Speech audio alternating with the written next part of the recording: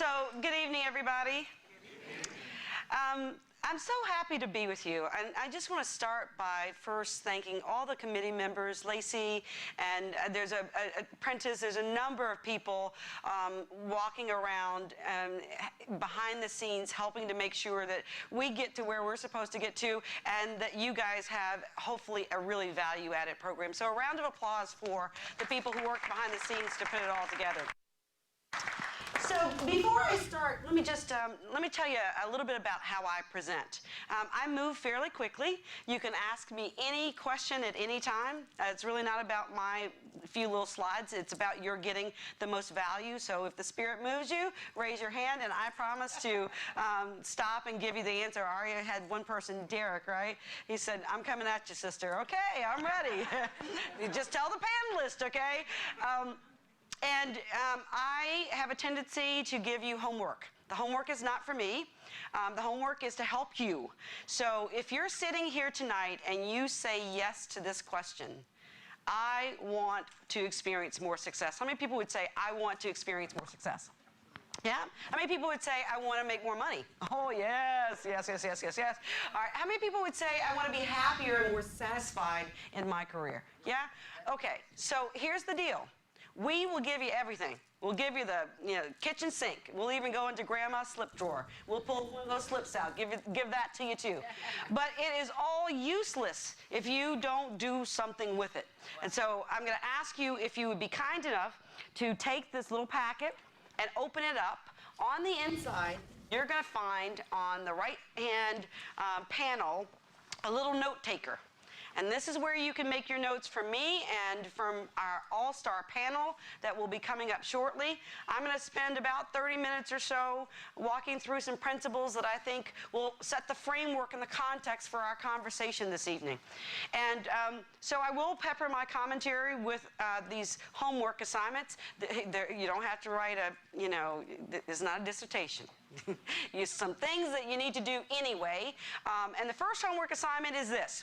You need to go back to your manager after this session is over, tomorrow or the next couple of days, and you need to intentionally sit down and talk to him or her about what you learned, and then you need to talk about how you're going to integrate these new capabilities that you're going to be focused on building over the next 6 months to the back half of the year. Because believe it or not, you guys, for those of you who are on calendar year, you're 6 months done. It's already in the bag, and someone has had something to say about your performance. What I'm going to suggest to you is that you should be leading those conversations about your performance, and this is a wonderful opportunity for you to have a reason to have a special meeting with your manager or with your mentors or sponsors, and we'll talk about that a little bit later. So the first homework assignment is? Go talk to your manager. That we heard from the front row. So let me just set the context and make sure that we're level set. Incidentally, that's a word I heard from Deloitte people. You know how, all you smart consultants, let's level set. It used to be circle the wagons or bring me up to speed, but no, now today it's let's level set. So let's level set, and let me just share with you some principles and beliefs and philosophies that I have. All right, the first one is this. Ladies and gentlemen, you own your own career.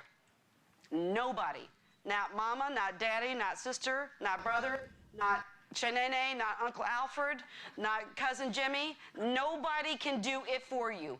Neither can your manager.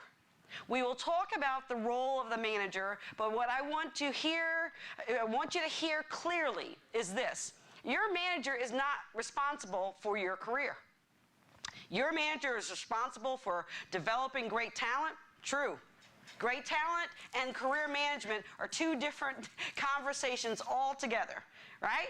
And so you have to embrace the total responsibility for managing your career. Now, as I said, we're going to give you some tools, and the tools are proven. And what I'm going to share with you in my time and what this wonderful panel is going to share with you, it's not just based in a book. I did put some of it in a book, and I'm going to put more in a book, but we've lived this. And that's the wonderful thing in terms of being able to sit with people who've actually been there and who know how you feel.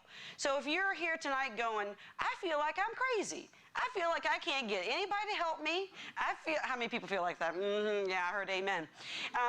If you're sitting in the audience going, I just can't seem to get on track, or if you're sitting there going, I don't even know where to start, I'm going to tell you how to start. And the first thing you got to do is get your mind right, okay? Get your mind right, get your belief system serving you well.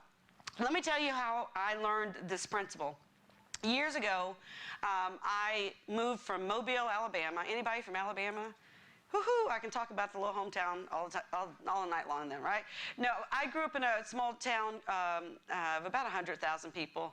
I'm sure there's lots smaller, but in Mobile, Alabama, and my husband and I, we moved to Los Angeles, California. Okay, now what did this little country girl know about Los Angeles, California? Nothing! But we moved out there because at the time it was good for my husband's career and it was good for my son. We have 2 children, and our oldest child has Down syndrome. And back then, California had great school systems. So we loaded up the truck. We were not moving to Beverly, more like Hawthorne, if you know anything about California. But I had left a management position to come to work for Brown & Williamson, and I had been a sales rep, and I moved as a sales rep, and I had made up my mind, okay, the time is ticking. I'm on point, and I need to have a plan. And so I went to my manager, and we're going to call him Rick, because his name was Rick. And truth will set you free, right? And so I went to Rick, and I said, you know, I want to be back in management, and I would like for you to help me. And he said this. He said, I've been working on grooming 2 gentlemen, and once I'm done with them, then I'll turn my attention to you. Wrong, wrong, wrong, and wrong, right? What a blessing. Because that day I said, okay, if you're going to make it happen, you got to take the ownership of it. So I say to you tonight, you have some dreams. Don't be looking anywhere else. You got to start by going into your own head. Now, the model that we're going to use for developing this new capacity is really a growth model that I designed when I wrote my second book, The Hybrid Leader. We can give you knowledge, but you have to make the choice of what to do with the knowledge. And then you've got to get to a space that I call time zero. Time zero is when you get out of the mental loop that says they, them, he, she, whoever is holding me back. Now, I'm not going to deny that corporate America is riddled with challenges. We will talk about those challenges. But if you focus on those challenges, it will suck you under. It will kill you and kill every opportunity that you ever dreamed of. So it's important for you to get into that time zero space where you draw the line in the sand. And tonight, I'm asking you to draw the line in the sand. I don't care how many stumbles you've had. I don't care how many bad managers you've had. I don't care how many bad experiences you've had. Tomorrow morning, it is game on. And when we say game on, we come to win. Right? Y'all tracking with me? If you're tracking, say tracking. Tracking. All right. Now,